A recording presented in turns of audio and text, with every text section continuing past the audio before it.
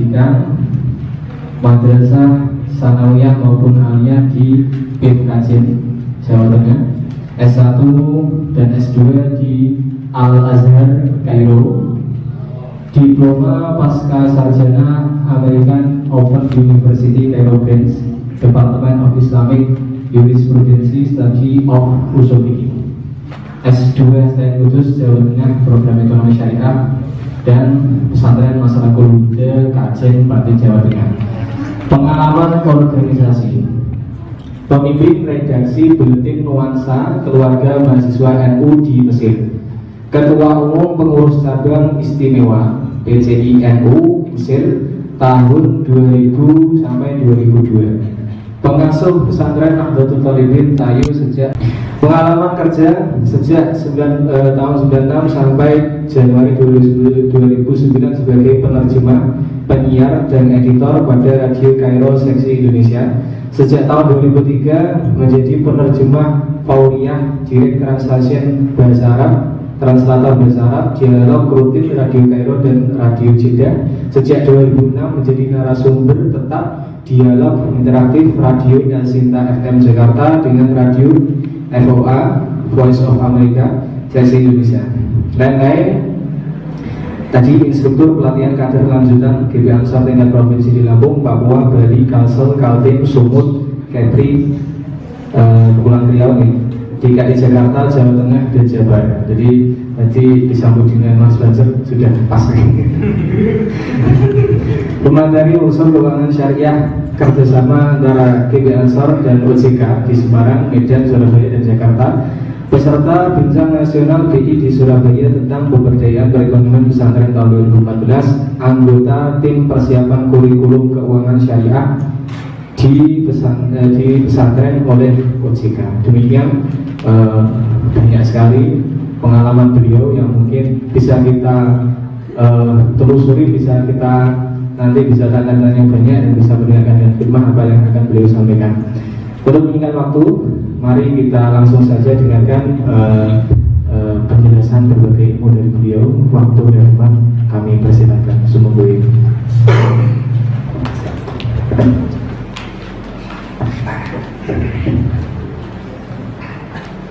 Assalamualaikum warahmatullahi wabarakatuh. Bismillah, alhamdulillah, salatu wassalamu ala rasulillah wa ala alihi wa Bapak, Ibu, saudara-saudari yang berbahagia, murid saya yang calon guru saya, Mas Rahel Mahfud, murid saya tapi calon guru saya ini, bapak-bapak di SMP dan SMA ini saya nggak tahu nih, Sahel ini nunjuk saya kok dengan materi ini gimana. Paling-paling dia itu memang mau melariskan saya aja. Jadi sebetulnya dengan diklat calon guru tahfidz Yayasan Arwani itu nggak ada kaitannya dengan public speaking itu, seperti macam-macam. Itu satu. Kedua, idza usidal amru ila ghairi ahli fantabiris sa'ah. Kalau persoalan diserahkan kepada yang bukan ahlinya, maka tinggal sebentar lagi. Kalau kata Mbah Mus Rembang itu kan, kita ini sudah hidup pasca kiamat. Iya, bagaimana tidak? 12 bulan 12 2012 sekarang kita udah 2020, udah pasca kiamat. Iya, udah alumni kiamat kita. Bagaimana tidak ya kalau kita melihat? Jadi barusan tadi saya mungkin pas ngaji sama Mbak Toriko itu, ternyata di antara bid'ah haram itu adalah tafdilul jahil alal alim, takdimul jahil alal alim. Jadi semuanya alim-alim, saya bodoh sendiri.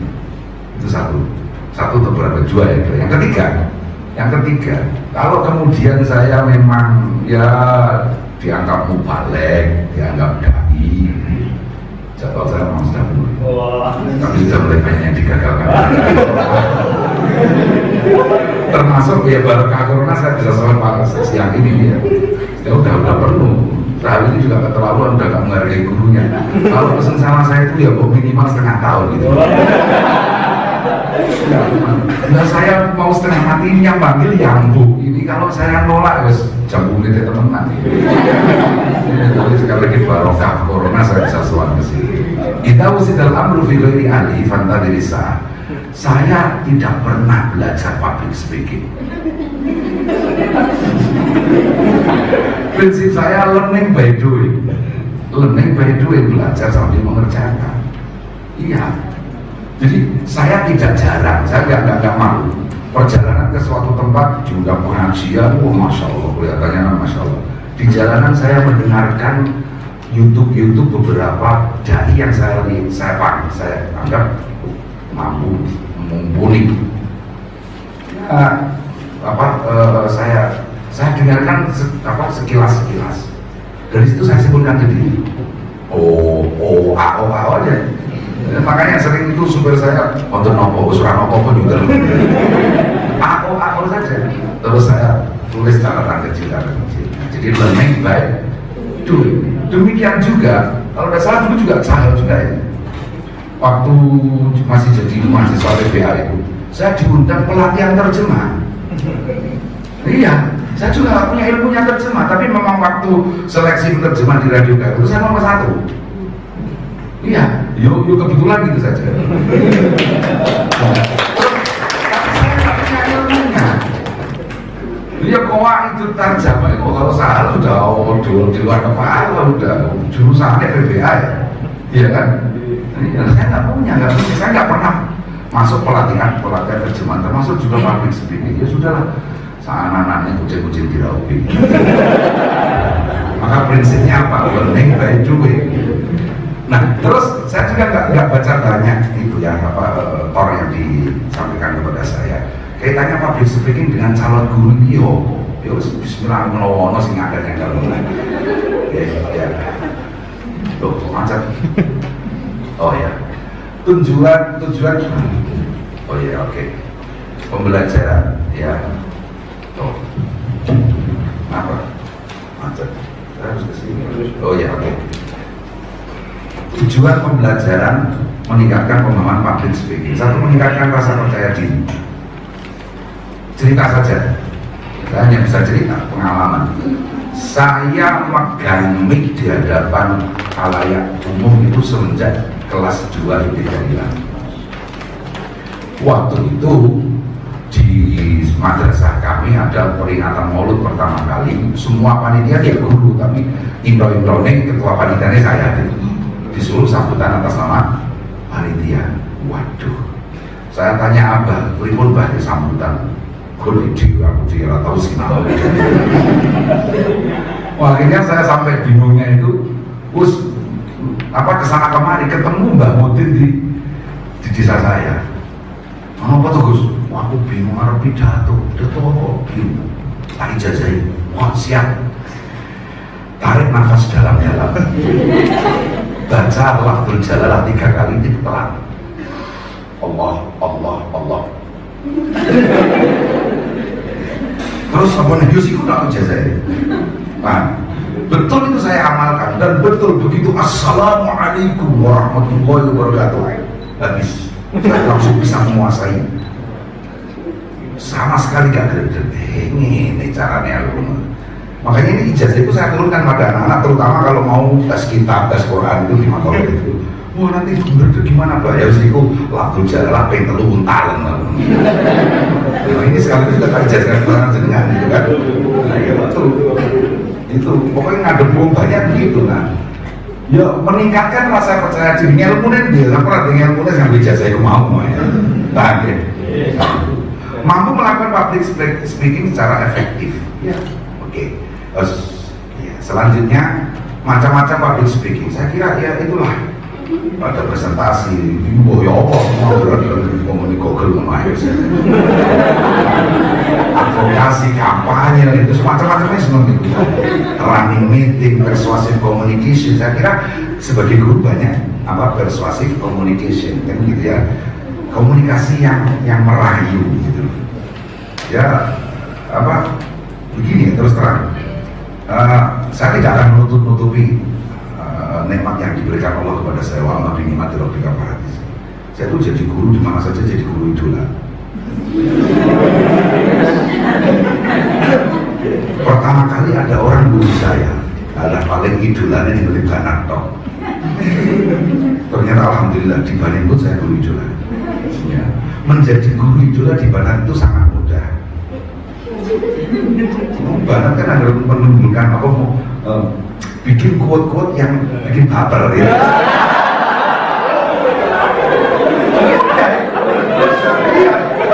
Jadilah ada profesor cinta, mesti ganti-gantian, jadi guru-guruan. Iya. Contoh misalnya, ada yang nggak masuk misalnya, ini di mana nggak masuk? Yang lain masuk, kok ini usahakan di takoni sih barang gitu. Ya sekian sesok lorong, kok tak takono. Iya. Mungkin tak pikir itu uang 300 ketika dia 300 gitu kan. Loh, mosok sakit? Iya, hati saya itu luas seperti itu, tahu tambah ketemu ya. Itu contoh itu ya. Oke, jadi persuasif communication dia di hati Indonesia. Nah kalau lelaki bagaimana? Bani bagaimana? Saya ya sedikit pernah baca teori quantum learning, pembelajaran yang menyenangkan. Bagaimana jangan paksa peserta didik memasuki dunia Anda, tetapi masuklah Anda ke dunia mereka. Itu luar biasa menurut saya. Jangan paksa peserta didik masuk di dunia Anda, tapi Anda harus masuk ke dunia mereka.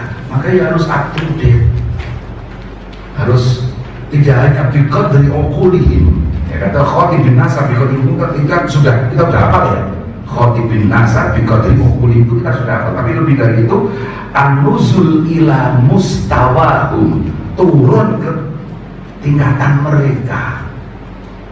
Nah, makanya kenapa guru sering bikin boring, karena gurunya wah pokoknya gurunya tamatan luar negeri mana sing diomongno masalah luar negeri itu sebel bocah.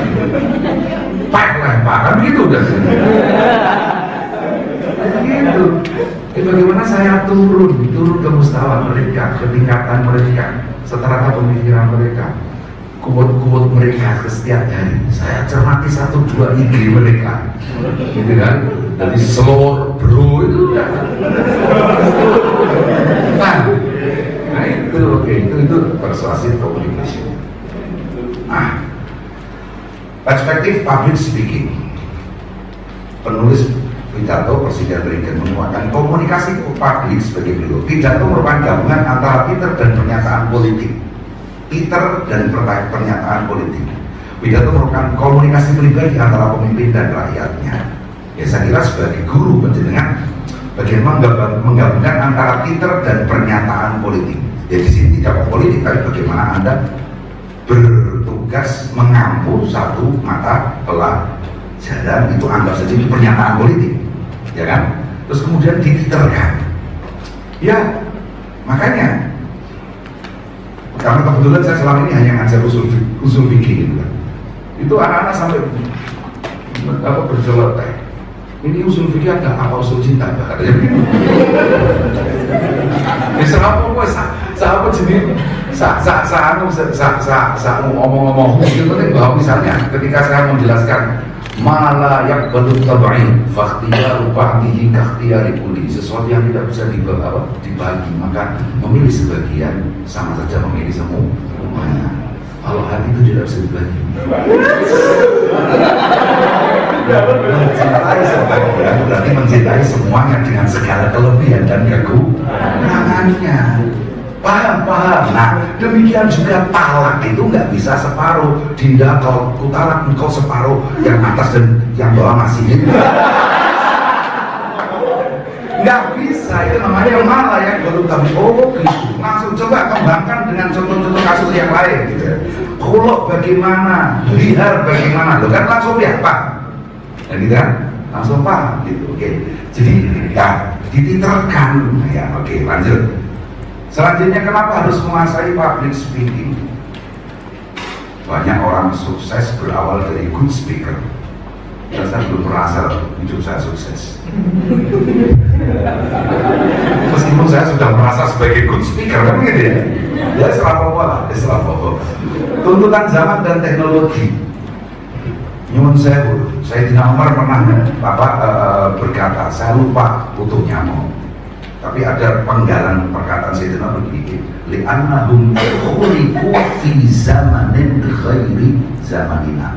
Itu harus menjenengan kan, li'annahum khuliqu fi zamanin ghairi zamanina. Mereka itu diciptakan Allah di suatu masa yang bukan masa kita. Nah itu juga ya, jadi tuntutan zaman dan teknologi. Pertama kali saya mengenalkan dunia slide di Matlabul Falah itu kemeringat saya. Umurku udah bid'ah namun gitu.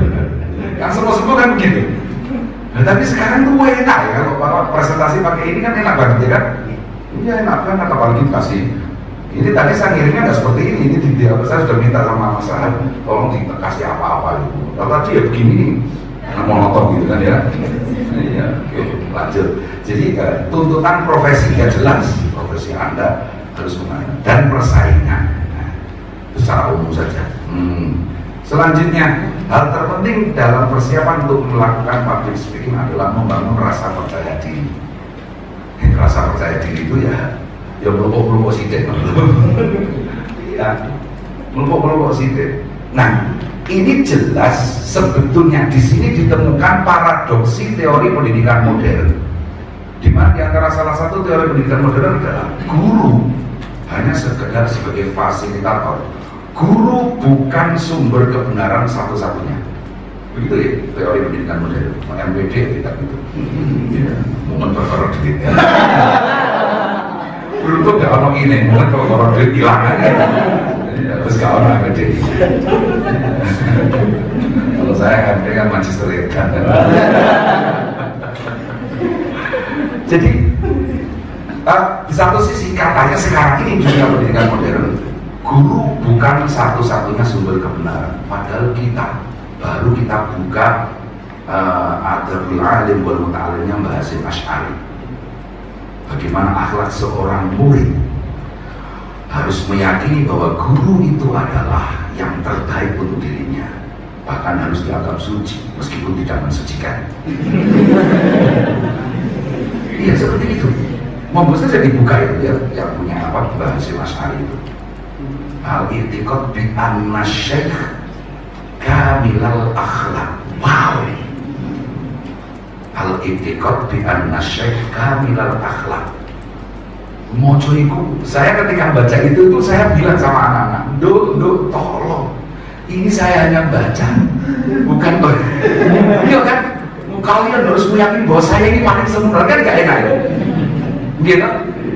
Gitu. Terus, nah sekarang kemudian saya berkindi, apakah guru itu pusat kebenaran?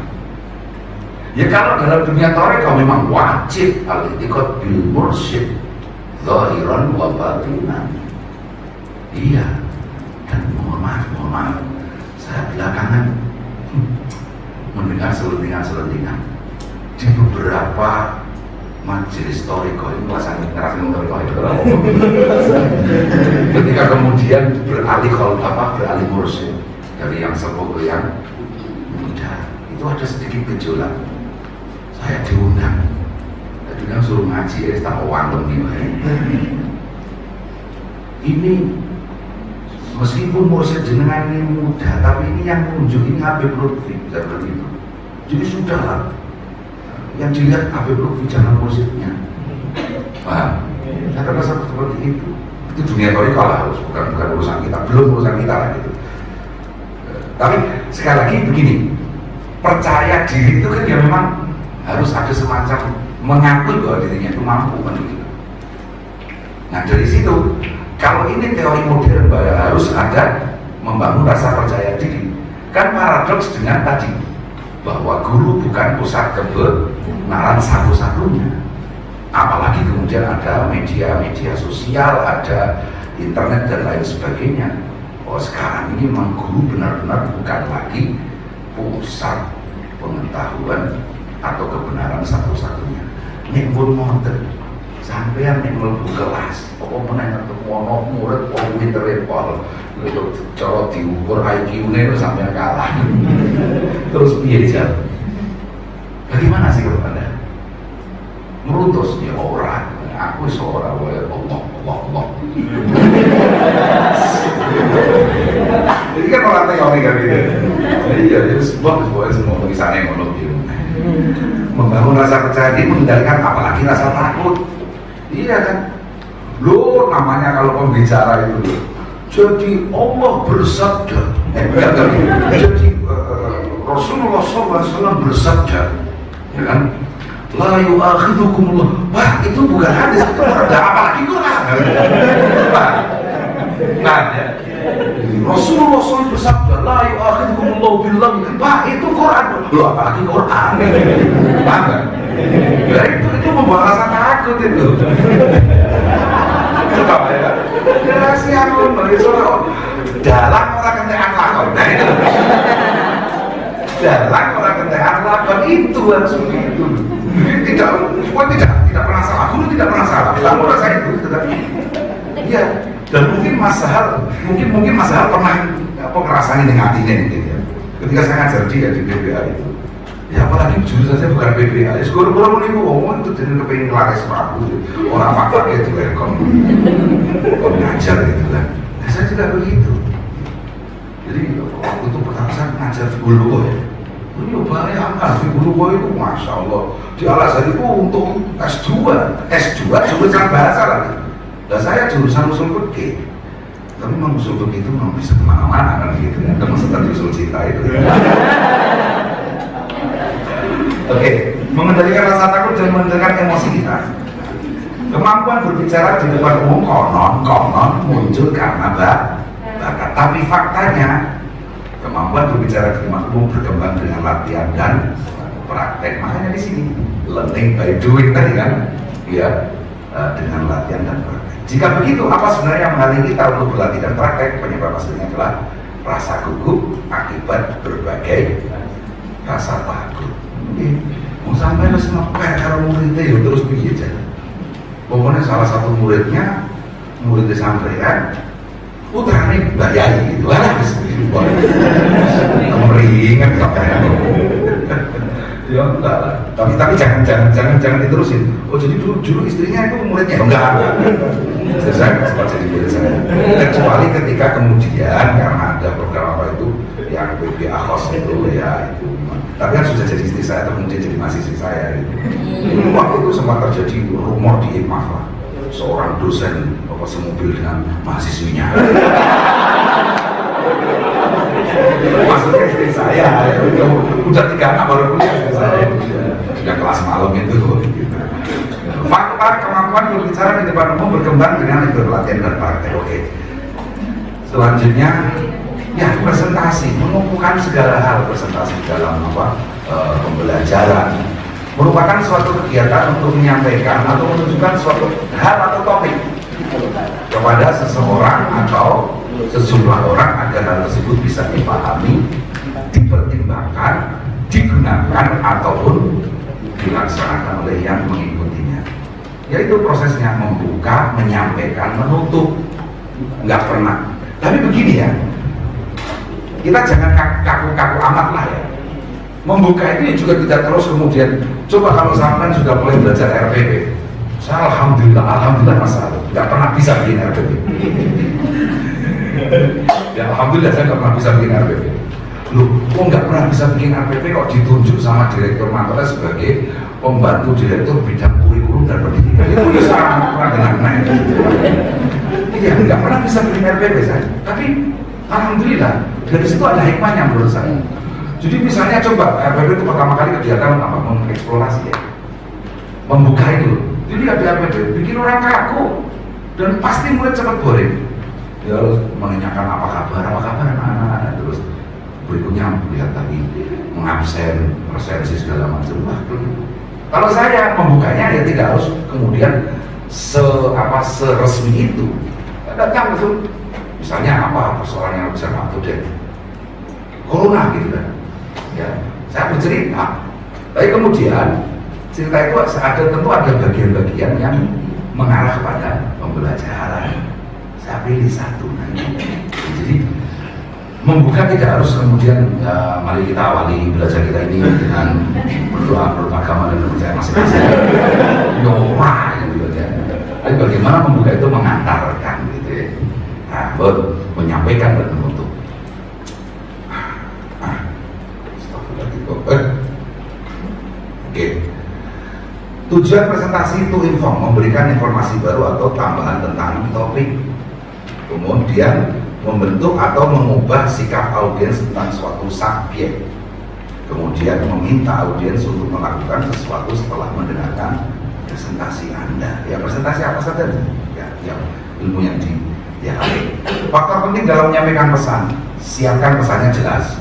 Kualitas suara. Nah, ini kualitas suara itu kan terkadang kita apa ya? Pahamannya ya suaranya bagus, berwibawa. Saya kira tidak seperti itu. Ya memang kalau apa ya, guru-guru kita, masai-masai kita itu udah terus terpaksa saya sebut nama ya. Guru saya Kiai Syarafuddin Rembang itu suaranya kan jelek. Iya kan? Kiai Syarafuddin Rembang itu yang suka. Enggak kenal Kiai Syarafuddin. Pengajian itu hebat ya. Nyatanya hebat, meskipun jual sekali. Itu sering tak kagum. Saya sering pengajian bareng sama beliau. Ya, tapi saya selalu ditaruh di muka ya, saya kena putus gitu kan.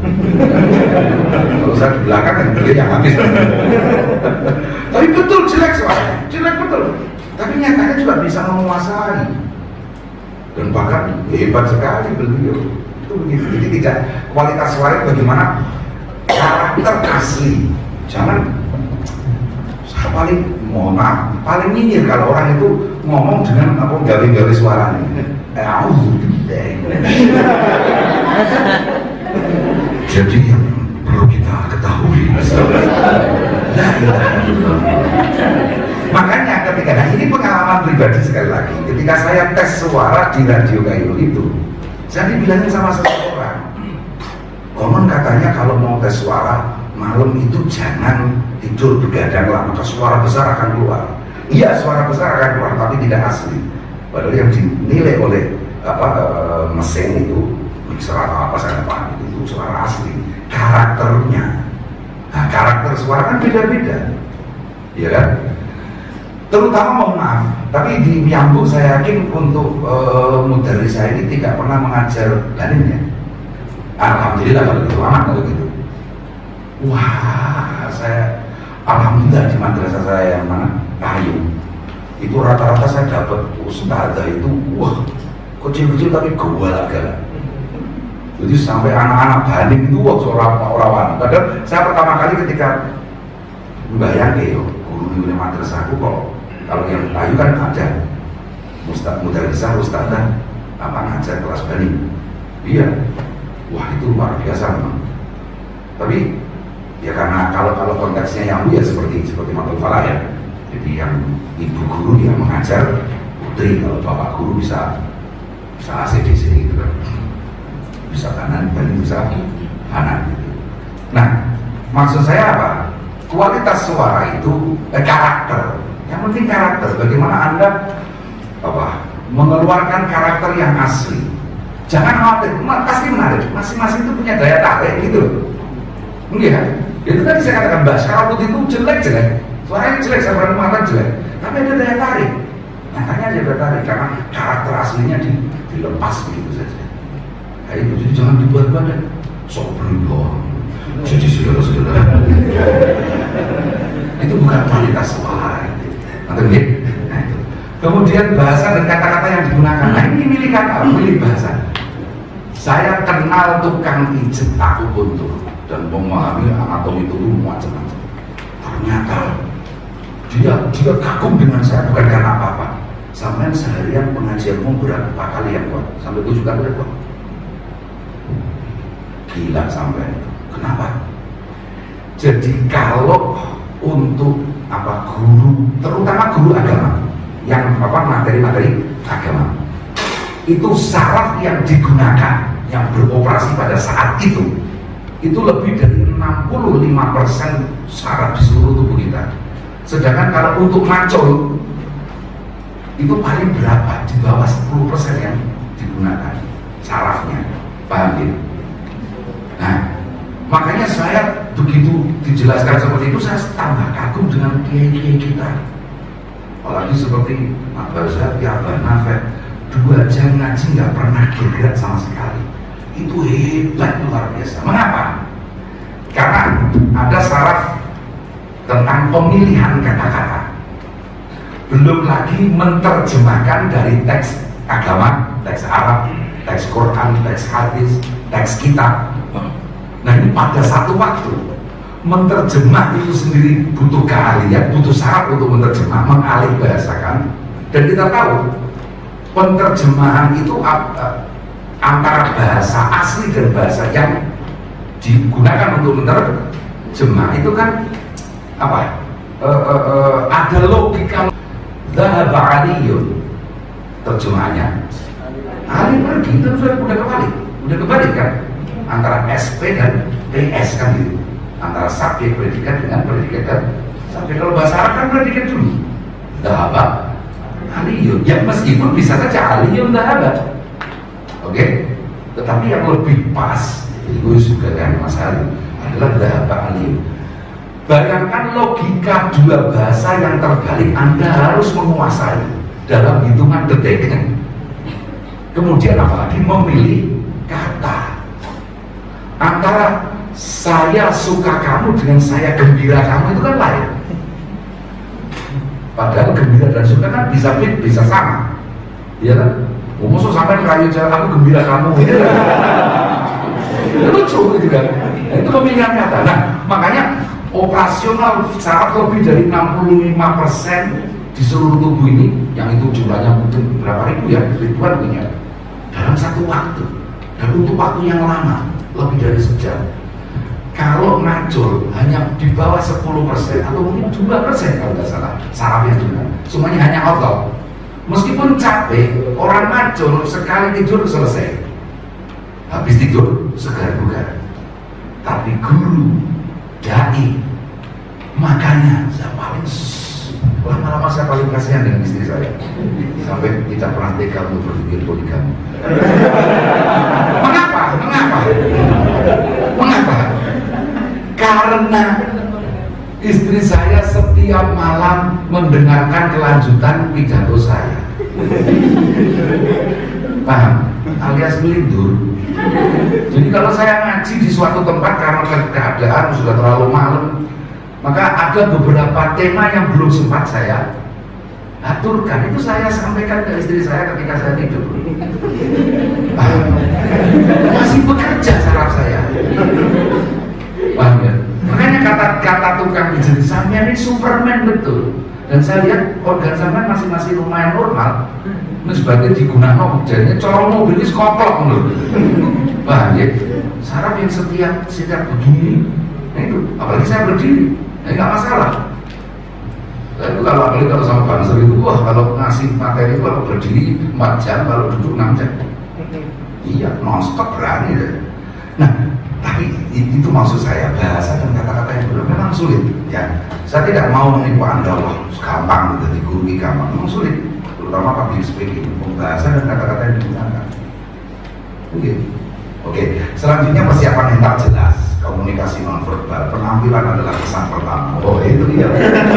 Oke, jadi itu harus itu. Lagi masuk kelas jam hari pertama, jam pertama, terus orang menarik belas ke sana, kelomprot. Itu semua pasti gue ngono. Iya, saya punya cerita yang akan selalu saya ulang-ulang. Pertama kali saya ngajar. Kebetulan dapat kelas yang semua guru bilang itu jenis kelas kuburan. Mengapa disebut kelas kuburan? Semua dilalai karena prakteknya kita pembagian kelas itu diundi. Namanya diundi kan Gusti Allah yang ini kan ya, gitu. Dilalai kelompok bocah sing paling nakal sama dasar, kelompok sak kelas. Bagaimana enggak kelas kuburan itu? Gitu. Oh saya pertama kali ini kebiar. Saya berpikir penampilan saya sudah menarik enggak? lumayan menarik, penampilan udah kurang cukup. Oke, makanya kira-kira apa ya? Oh, dapat ide saya, semua orang dapat ide. Saya masuk kelas dengan membawa sesuatu yang ukuran guru sangat tidak layak. Saya bawa rokok satu pres. Satu pres. Tidak hanya itu, satu pres. Iya. Langsung saya terus kebetulan saya ada bangku kosong, mohon maaf, ini nggak layak, sebenarnya nggak layak, saya katakan nggak layak. Bangku kosong, terus saya suruh ini tolong dikosongkan ini. Ada apa sih? Udah begitu, ke kelas kuburan. Ada apa sih? Udah ada kitabnya nggak? Nggak ada, udah. Saya langsung naik di meja, duduk di meja. Saudara-saudara, pelajaran saya aku pasti yang kalian tidak sukai. Oh, sini nyeletuk, kok ngaku kita awal sih? Coba bayangin. Oke, begini saja dah. Kita ini lelaki, karena itu kelas wanita. Kita ini lelaki, bodoh-bodoh lelaki. Harga lelaki di mulut. Harga lelaki di mulut. Oke? Ono sing maksudnya.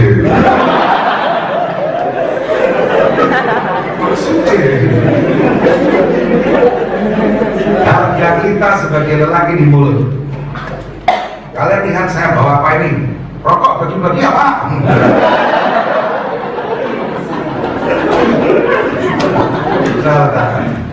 Saya berjanji demi Allah akan membagi rokok ini dan bahkan kita merokok di kelas ini sama-sama dengan 2 syarat.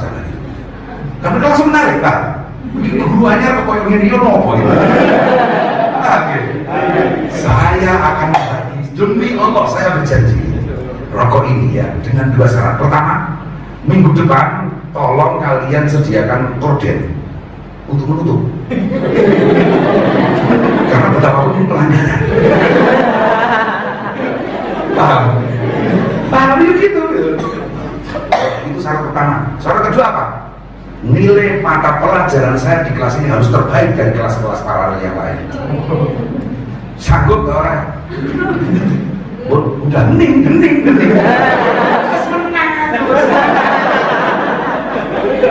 itu sebenarnya saya udah.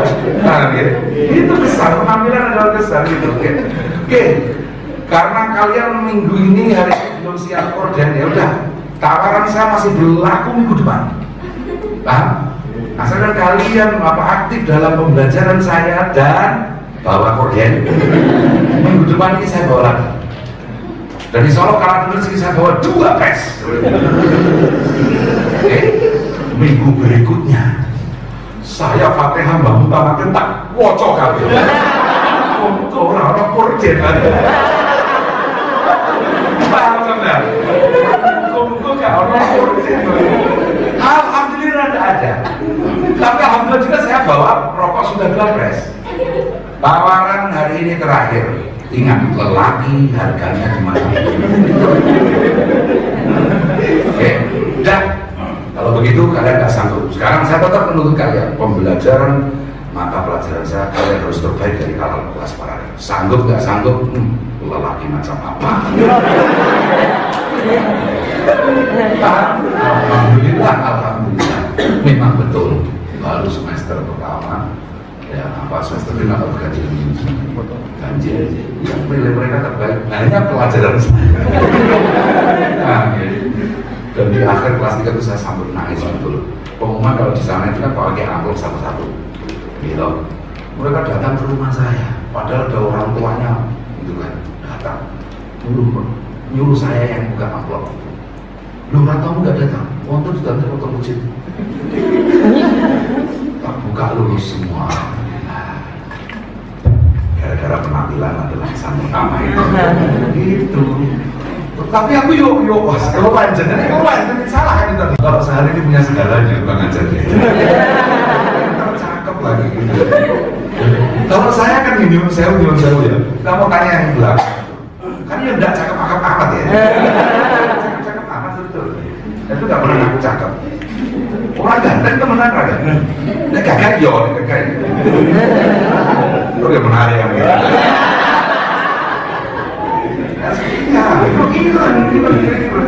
intelek. Semenjak saya kelas 1 alia, ya, sampai lulus mantan kepala, sampai jadi guru, sampai jadi dosen, itu paling intelek saya. Bahasa saya kalah dengan intelek saya. Hitam tinggi jelek. Bahasa kan kalah intelek dengan saya kan. Hitam tinggi jelek. Itu nyanyi. Postur yang mendukung, sekali lagi postur harus tinggi. Ya, iya, kebetulan saya tinggi aja. Mendukung, yo cili olah itu, tapi bagaimana kita bisa berpenampilan kan begitu ya. Ya lagi-lagi contoh saya nggak sarung, bocor cili cuma nenek, ya kan? Iya. Tapi yang menarik, tetap menarik. Apalagi penjelasan profesional, dalam hati tidak terbata-bata. Aku demo dulu sempat goleki, mau distraksi dulu. Kita goleki awal hindarkan distraksi. Lah itu makanya saya katakan, oh betul dengan ilmunya. Apa distraksi itu ya? Saya tidak malu seperti ini ya. Ngapain? Jauh juga. Distraksi adalah memusatkan perhatian menjauhi situasi yang tidak diinginkan. Iya, artinya mohon maaf, meskipun saya juga hampir setiap saya masuk kelas itu saya selalu ada cerita, tapi alhamdulillah saya berusaha tidak melampiar. Namanya distraksi, hindari distraksi, jangan melampiar. Keasikan cerita, tujuan pembelajaran hilang, itu tidak benar kan gitu. Namanya distraksi. Oke, hindari distraksi, betul.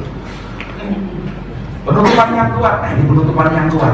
Menanyakan kesepakatan. Ini gimana? Kita teruskan ya persoalan ini. Kayaknya tadi yang satu item tadi belum kita kuasai sebelumnya, betul. Nah, oke. Bagaimana selanjutnya kita belajar sendiri atau nanti kita diskusikan minggu depan? Kan begitu. Paham ya?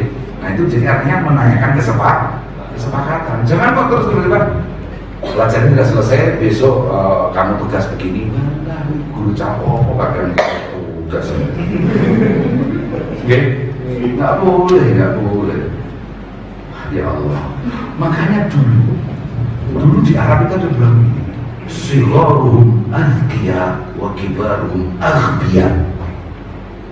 Sigharuhum azkiya, cerdas, tapi kibaruhum aghbiya, bodoh. Kenapa? Karena terlalu beban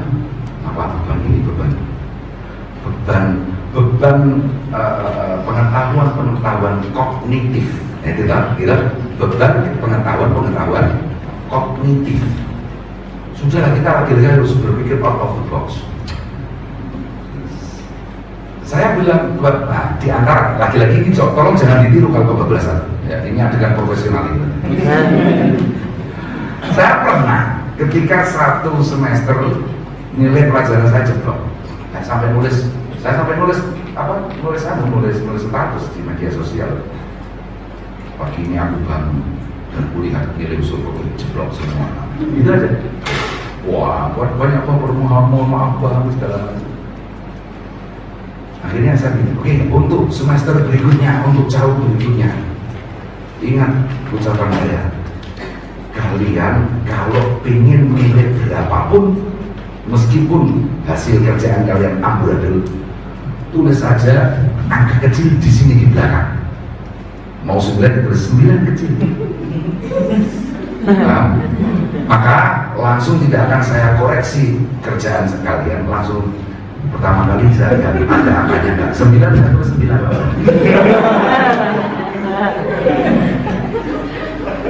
Iya, saya tawarkan sendiri. Serius Mbak, harga lelaki di mulut.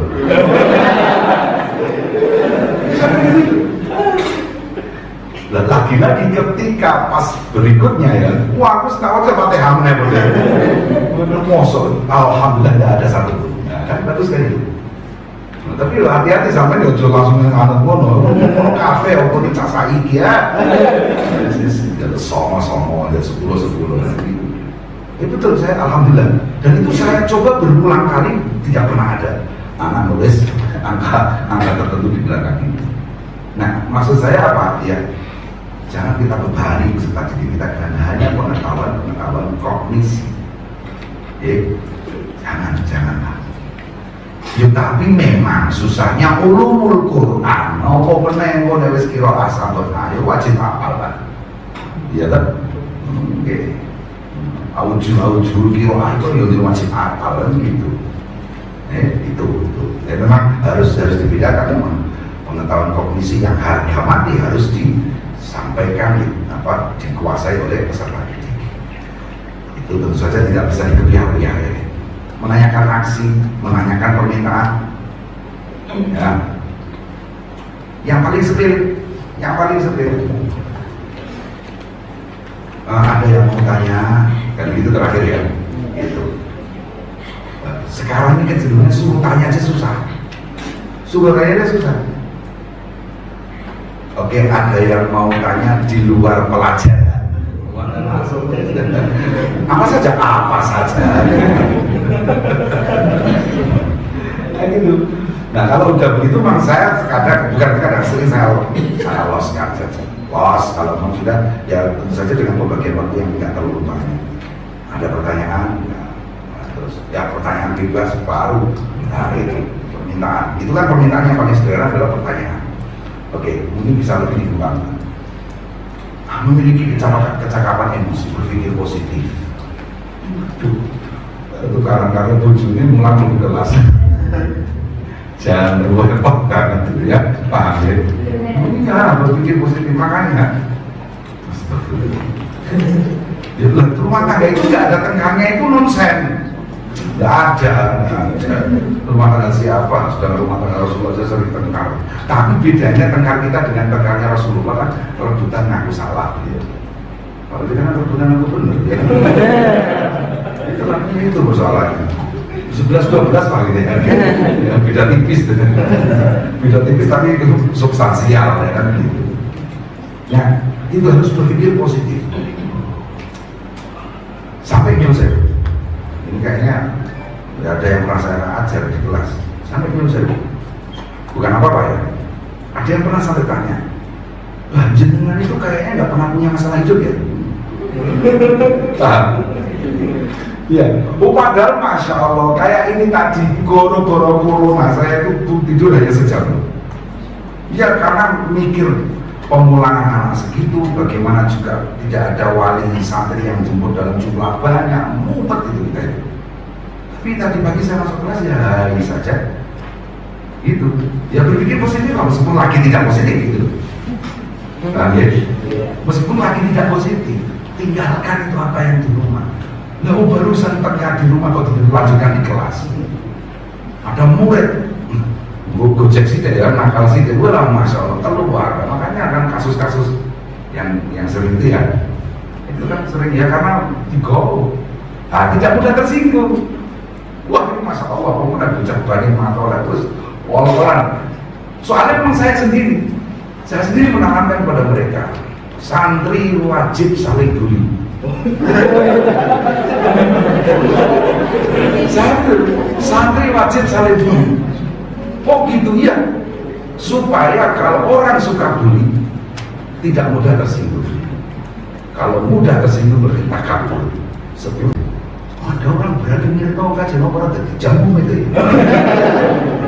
Wah, orang itu mengkerut orang. Gak gitu bro, gak gitu. Artinya saya ingin mementahkan teori wiridmu itu loh. Nah terus ini. Oh rahasia nulis satu budaya ini apa? Mau ijazahnya? Mau. Allahumma bejo. Ayo wes ini menangan yang bejo. Jadi tidak mudah tersinggung paham ya? Itu aja gitu. Iya. Ayo saya kasih catatan jangan sampai dolanan jenenge wong tuane kan itu aja saya kasih. Jadi tidak mudah tersinggung, apalagi guru, apalagi public speaker, oke? Di pengajian umum pun saya juga pernah 1-2 kali diprotes di dalam pengajian. Alah jadi, karena saya kayaknya lagi sumpah juga gitu. Lagi melihat kadrun itu. Iya menjelang pilpres lagi gitu kan. Terus tak sah betul tak aja, tapi kemudian berlarut. Saya alhamdulillah masih sadar.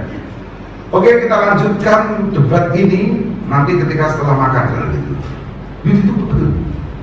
Itu tapi saya itu berarti saya waktu itu sedikit tersinggung. Tapi ketersinggungan saya kan ketersinggungan kolektif. Sebagai pecinta NKRI, ya begitu ya kan? Bukan ketersinggungan pribadi. Kalau ketersinggungan kolektif ya over my dead body betul. Lantai 25. Iya, gitu. Tapi itu sebenarnya nggak benar juga. Nggak benar. Yang penting tidak mudah tersinggung. Selanjutnya percaya diri, tenang, antusias, mampu memotivasi, proaktif mengubah suasana.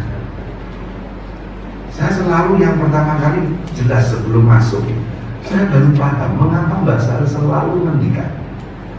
Kue mulang kitab opo wae wis 30 tahun tak wajibno nek arep mlebu kelas mutolak sih.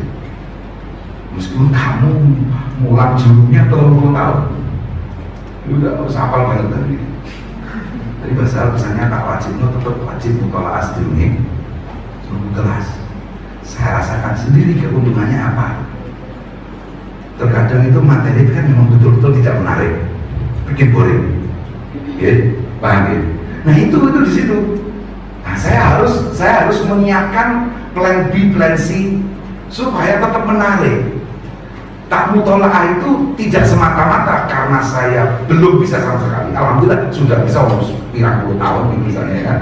Jadi, tapi bagaimana mengemas itu, mengemas materi supaya meskipun itu materi ya, misalnya kalau memang usul fikih ya, di antara materi yang pasti tidak menarik itu kan ghabrul huruf. Allah faedah ya apa, bi faedah ya apa, ngono tok itu. Gua apa kan gitu kan. Nah itu waduh. Tapi alhamdulillah saya bisa mengemas untuk ghabrul huruf supaya menarik. Nah ini ternyata faedahnya pemutola'ah sebelum masuk ke kelas. Jadi mencari cara-cara baru untuk mengemas. Empati memahami pihak lain. Alhamdulillah, saya juga sering baper bersama anak-anak. Saya juga sering baper bersama jamaah. Ya kan? Baper ditunjukkan. Tiba-tiba ada murid dipanggil ke kantor, ternyata ditunggu saudaranya ada, bapaknya meninggal. Itu kan bangkit. Kita harus kemudian merasakan apa? Terus ya langsung saya dekati, terus kemudian saya hibur, saya takziah sebentar di kelas. Terus ya saya juga sambil meneteskan air mata. Ternyata mereka simpati karena saya empati, mereka simpati. Pokoknya tiba-tiba di segi yang lain lah, akhirnya SMS masuk ya, masuknya curhat gitu. Oke, berawal dari simpati mereka curhat, mulai percaya gitu kan. Wah curhatnya wabot. Ada apa dong? Yang sepupu lo kepengen nikah meneng sama aku rapat loh ya.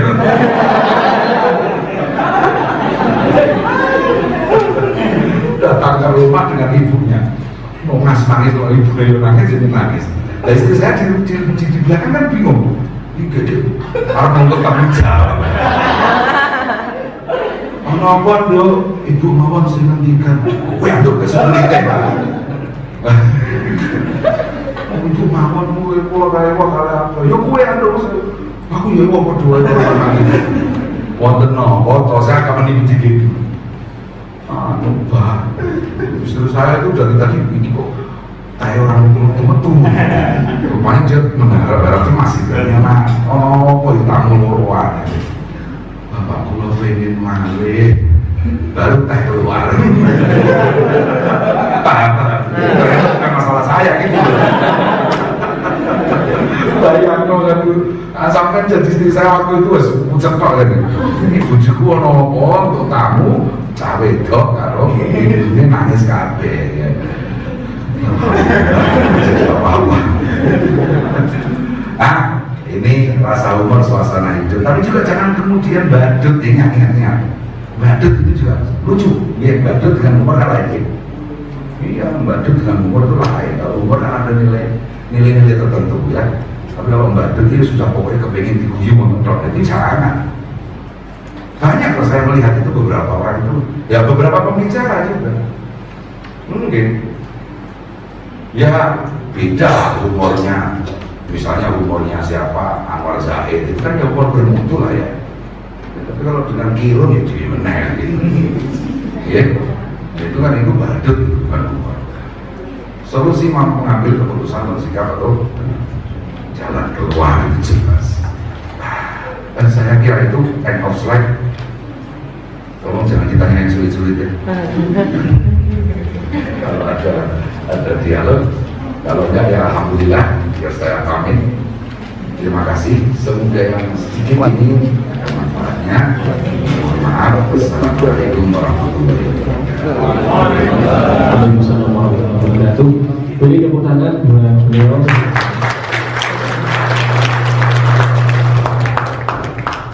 Banyak sekali materi yang telah disampaikan, tentunya banyak juga materi yang akan ditanyakan di luar materi. Asal ini. Kita bagi ke dua sesi. Yang pertama 3 pertanyaan. Silakan untuk yang mau tanya pertama kali bisa angkat. 1. Jadi 1 toh, 2 jadi 3.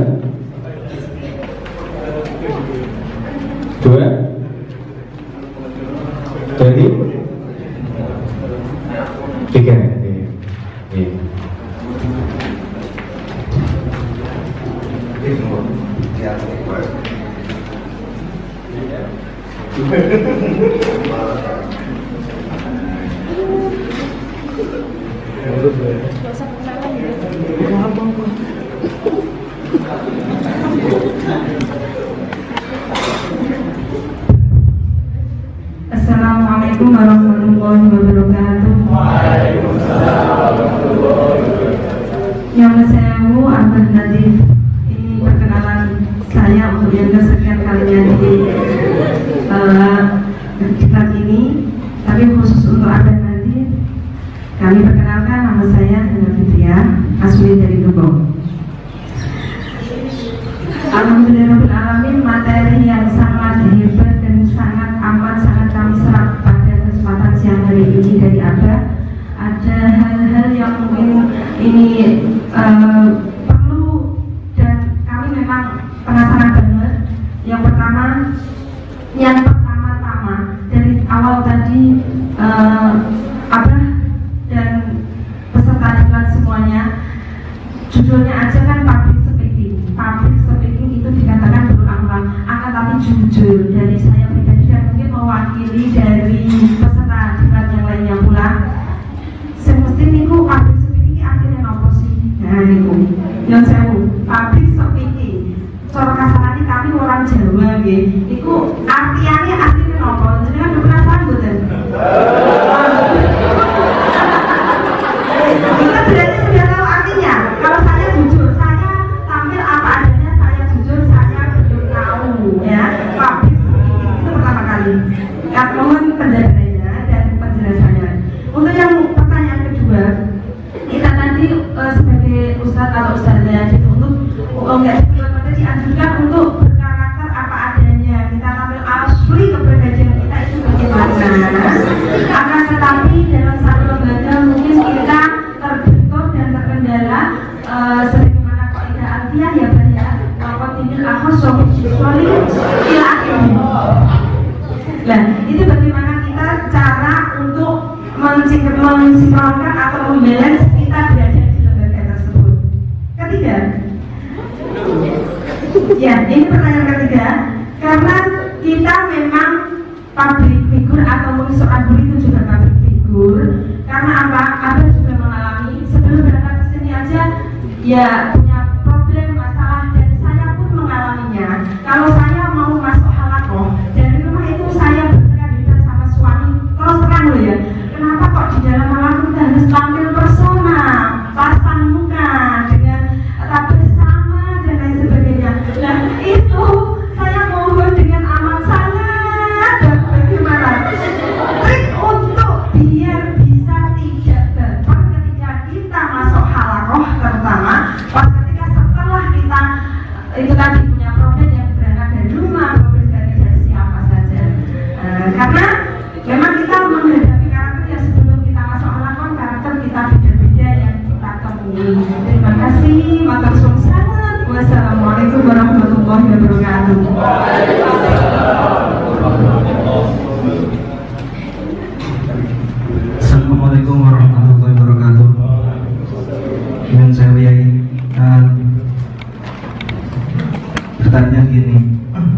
ketika seorang guru tadi dikatakan oleh Pak Kiai bahwa ketika seorang guru berani mengatakan bahwa tahun depan kalau pengen dapat nilai 9 tinggal tulis saja di belakang dapat nilai 9 gitu. Nah, apa aja langkah-langkah biar apa yang kita utarakan itu sesuai dengan kualitas nilai yang diharapkan oleh seorang siswa atau seorang santri. Terima kasih.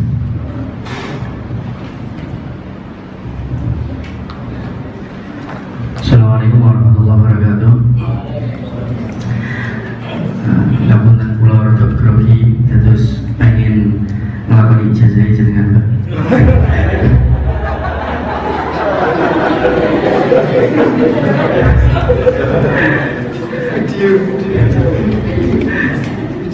Jadi apa yang sangat menarik sekali dan apa yang jenengan sampaikan itu tadi, kalau kita cermati dan kita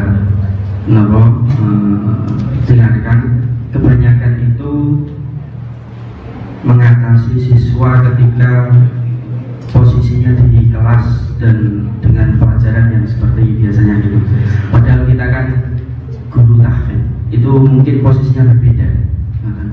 Dan saya sangat setuju sekali dengan apa yang jenengan sampaikan tentang pemikiran yang out of the box tadi. Kadang-kadang itu memang bisa istilahnya anak itu langsung kaget gitu. Kalau kaget itu biasanya anak kan langsung untuk mengarahkan itu lebih mudah seperti itu. Dan yang ingin saya tanyakan, mungkin ada kiat-kiat atau contoh mengenai posisi kita sebagai guru tahfidz yang kira-kira pemikirannya itu bisa out of the box seperti yang jenengan sampaikan. Itu bagaimana? Terima kasih.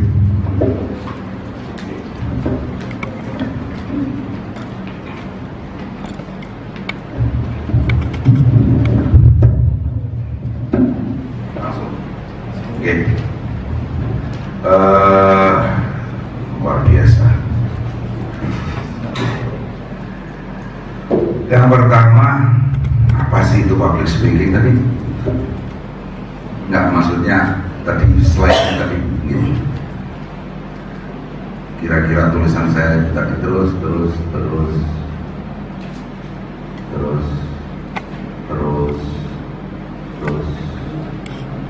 Nah, ini merupakan suatu kegiatan untuk menyampaikan atau menunjukkan sesuatu topik kepada seseorang atau sejumlah orang. Ya, makanya tadi saya agak lama dikit milih terjemahan public speaking ke dalam bahasa Arab. Mukhotobatul jamaahir, ngunemi wong akeh nanti langsung pas kan gitu. Ngunemi wong akeh kan lewat public speaking. Saya kira itu. Terus kemudian berkarakter apa adanya, tetapi kita kan terbentuk menjadi punya karakter tertentu di sebuah lembaga tertentu. Bagaimana sinkronisasinya? Makanya kenapa tadi saya katakan dalam orang kurang pelakon. Jadi, waduh, saya kalau suruh ngomong contohnya ini malah harus ngerasani lembaga. Kalau misalnya begini saja, saya ini keluaran pondok pesantren salaf, tiba-tiba saya harus ceramah di pondok modern, itu kan lain karakternya, sulit banget itu, sulit banget. Nah, makanya harus berusaha untuk bagaimana tadi saya katakan nusul ila mustawahu, turun atau naik terserah. Ya, kalau turun kan kesannya saya ngecek ya. Tidak ada pelecehan di sini, tidak. Tapi bagaimana saya turun ke mustawa mereka? Maka saya itu tadi sekedar contoh. Kalau saya harus ceramah di depan teman-teman dari pondok pesantren modern, saya tidak perlu banyak membaca ayat, tapi saya harus menghafalkan nomor ayat. Mungkin begitu saya ceramah begitu di kampung, di Payang, oh ya repot. Jadi QS 2.2 repot. Paham ya? Nah gitu. Jadi itu harus, intinya harus kreatif lagi. Kita punya karakter apa adanya, tapi kita juga terbentuk oleh suatu lembaga yang selama ini mendidik kita. Sinkronisasinya ya harus kreatif, itu jelas. Trik untuk tidak baper padahal sebenarnya sedang punya masalah di rumah. Iya, itu memang sulit itu. Kalau nggak dianu ya, kalau nggak dilatih ya sulit. Paling tidak itu terkadang pertama itu ada unsur jaim, Bu. Ada unsur jaim. Seolah tampil sebagai manusia yang tidak pernah punya problem gitu. Tapi kita ingat itu semua demi anak didik kita. Kalau kita punya ingatan itu terus, sambil merekol, mengingat-ingat kembali tauladan masyayikh kita. Saya kira tauladan masyayikh kita meskipun tidak pernah belajar teori seperti ini, apa yang beliau lakukan itu sudah syarat dengan teori, betul kan? Iya, apalagi bahasa hal itu, masya Allah. Bagaimana beliau memendam emosi sampai sakit fisik, memikirkan umat waktu itu pasca Gus Dur naik sebagai presiden, kan syahwat politik Mahdi kan meletup-letup gitu, ya kan? Nah itu tuh beliau dalam banget, sampai itu memikirkan gerak, sakit fisik. Jadi bagaimana setiap tampil ya seolah-olah sempurna penampilan itu. Nah jadi guru-guru kita, masyayikh kita itu kita recall ingatan kita tentang para masyayikh kita ingat kembali itu sekali sebagai motivasi kita untuk ya tampil sebaik mungkin di hadapan peserta didik. Yang kedua ini, apa yang harus kita lakukan supaya kualitas nilai siswa terpenuhi? Tapi paling tidak secara teoritis mudah bagaimana? Pertama, bagaimana setiap pelajaran yang diampu pada pertemuan pertama kita mencoba mengenalkan siswa itu yang disebut sebagai misalnya mabadi asyrah atau kajian epistemologi adalah apa nih? Mabadi asyrah setiap ilmu, saya kira itu bisa menarik minat mereka.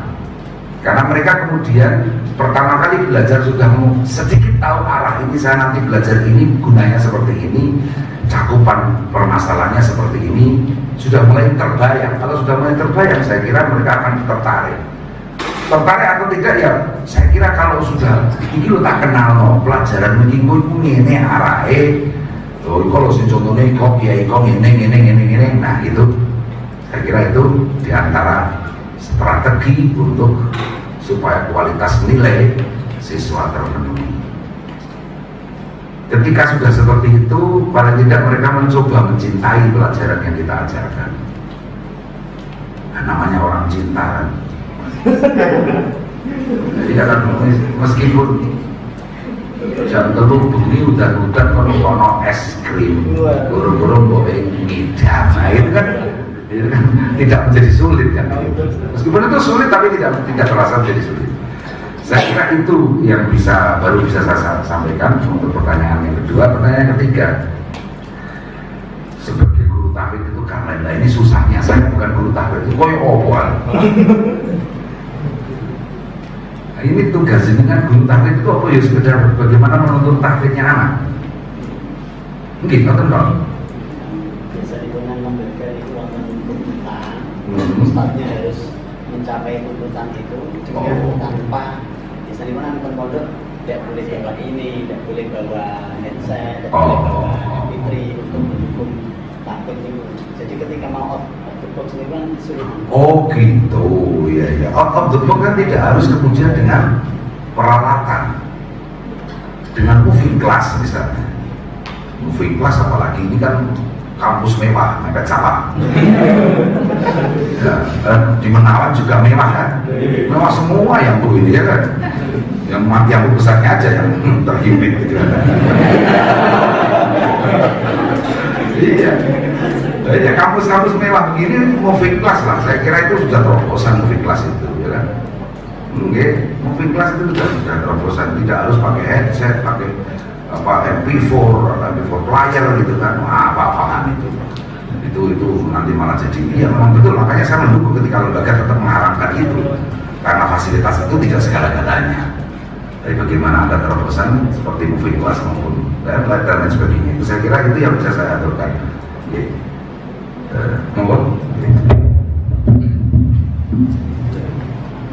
Materi public speaking yang banyak sekali yang telah beliau sampaikan dari awal tadi.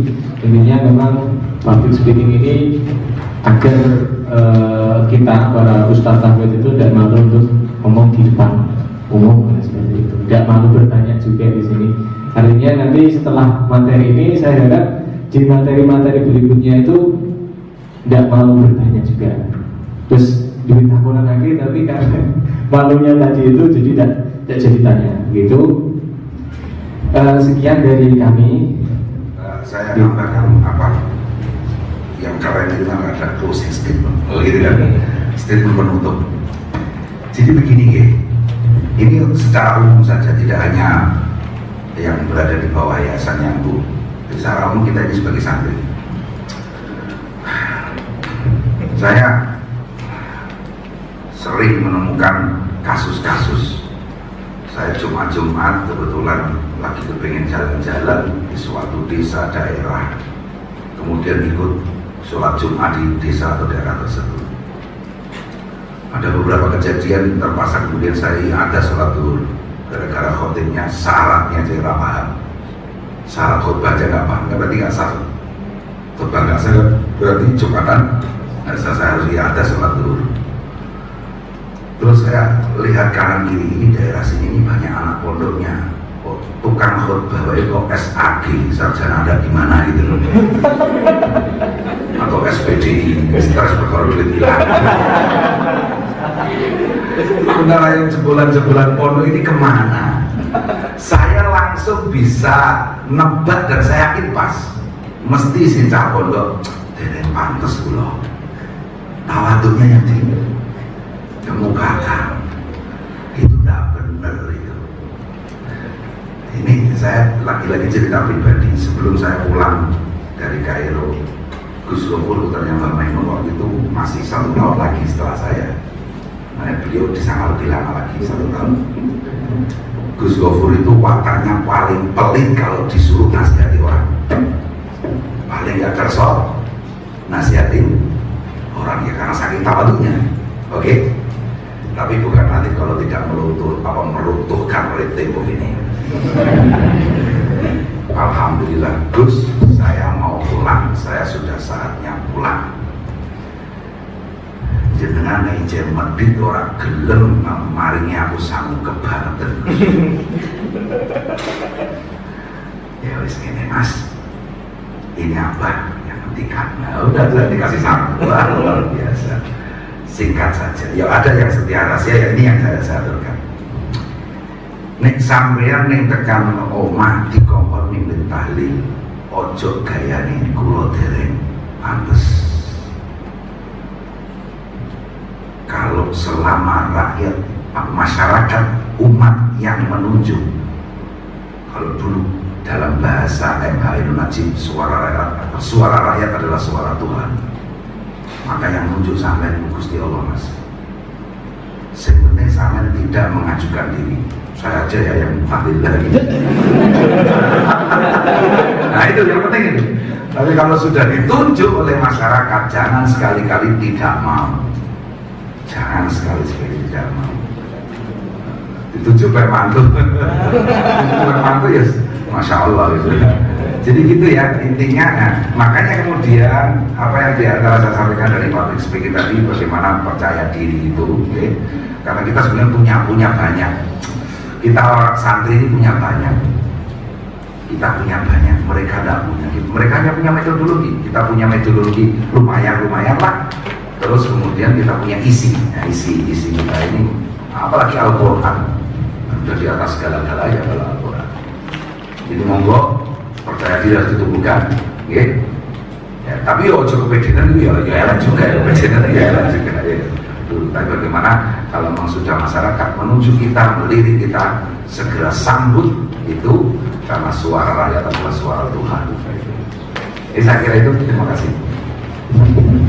Beri aplaus untuk beliau. Sebelum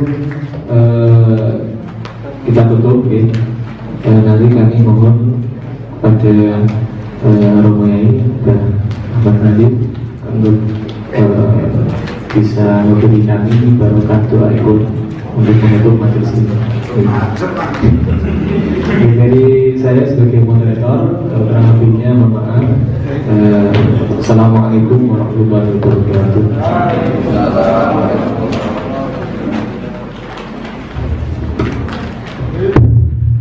Saya itu kalau pas doa begini itu kirain saya itu masih muda, jadi merasa belum pantas gitu. Tapi kali-kali sebenarnya tua dikit ya, bingung karena saya paling tua, bukan karena paling alim aja deh. Al-Fatihah.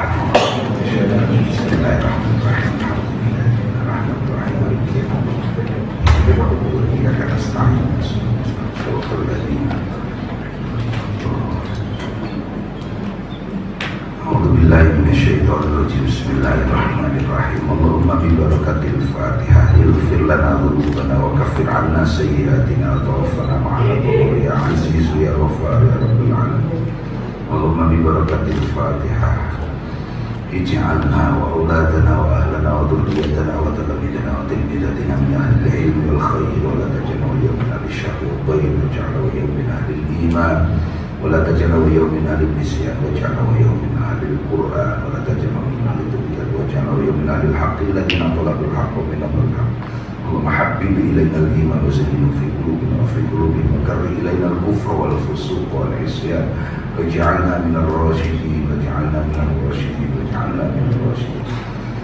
اللهم سلمنا سلمنا سلمنا والمسلمين من آفات الدنيا وعذاب الآخرة من مصيبتهما وبليتهما وفتنتهما وفضيحتهما. اللهم أرنا الحق حقا وارزقنا اتباعه وأرنا الباطل باطلا وارزقنا اجتنابه. ربنا ظلمنا أنفسنا وإن لم تغفر لنا وترحمنا لنكونن من الخاسرين وتب علينا يا مولانا إنك أنت التواب الرحيم. وصلى الله على سيدنا محمد وعلى آله وصحبه وسلم والحمد لله رب العالمين بسر أسرار الفاتحة.